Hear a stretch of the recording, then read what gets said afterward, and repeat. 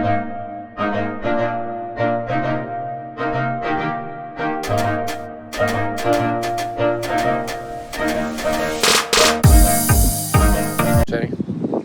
We're at the southern terminus of the Appalachian Trail. what's the mountain called? Springer Mountain, and it's also where the Benton Mackaye Trail begins. They intersect a few times here. So are you telling me that the start of the Appalachian Trail is also the start of the Benton Mackaye Trail? It is. Wow. Who knows about this? I think some people do, but very few people walk the Benton Mackaye. But I do have a shirt. They do have a club.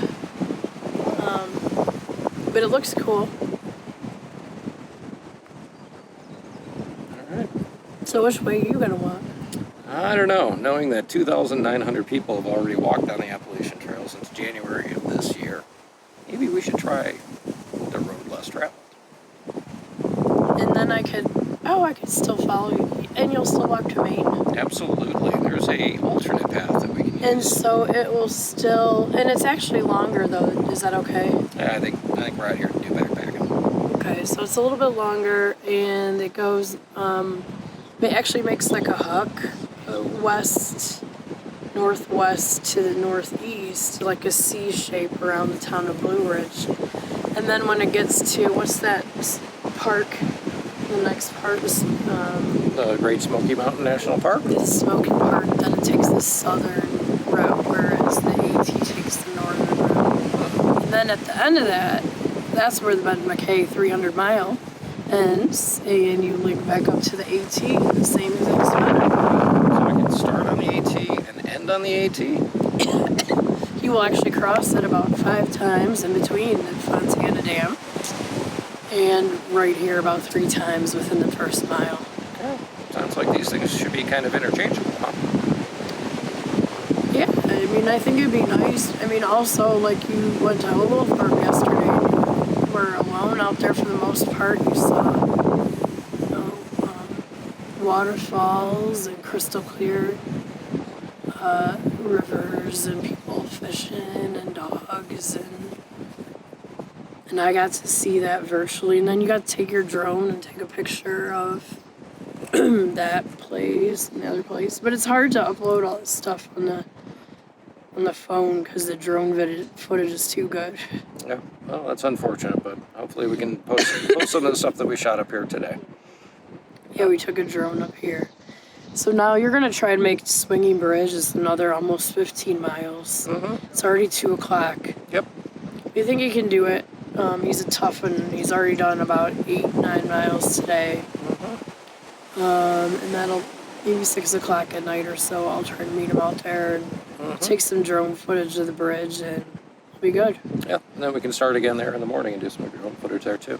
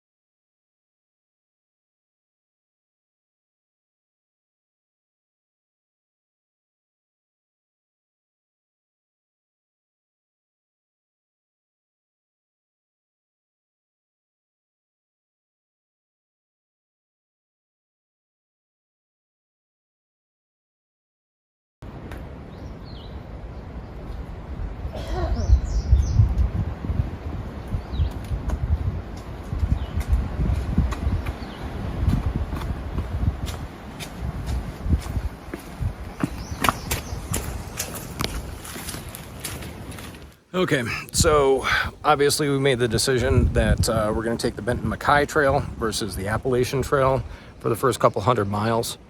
Reason for this is that, according to my badge, over 2,900 people have started the Appalachian Trail in this section since the beginning of the year.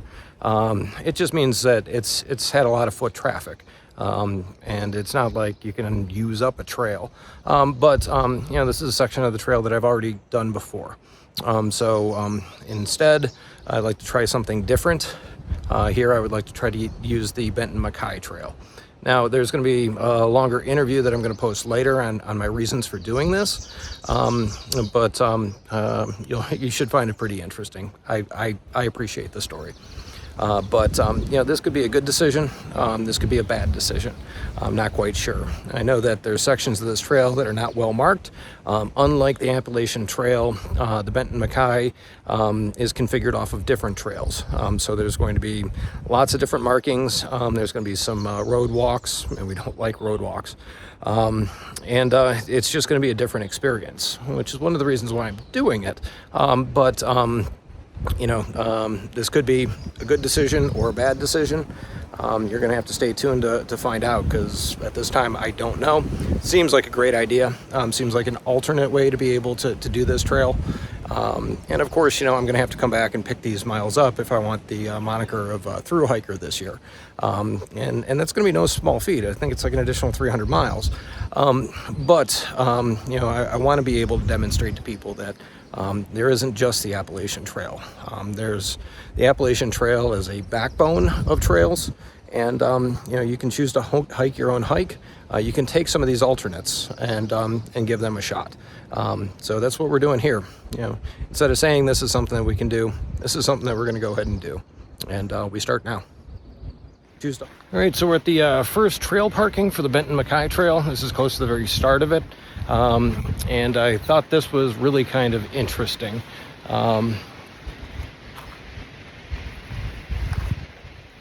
There's nobody around.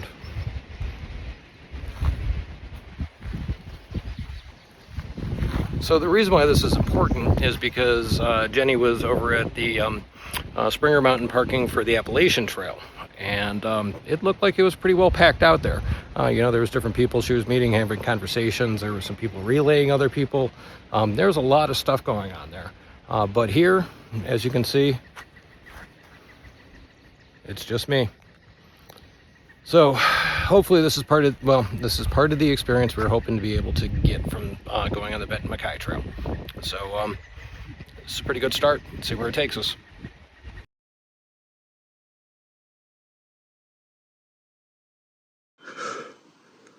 Intersection of the Benton Mackaye Trail and the Appalachian Trail. Looks like there's a nice campsite right around here. And here you can see the Appalachian Trail. Can't see any blazes, but that's where it is. And then this is Benton Mackaye Trail.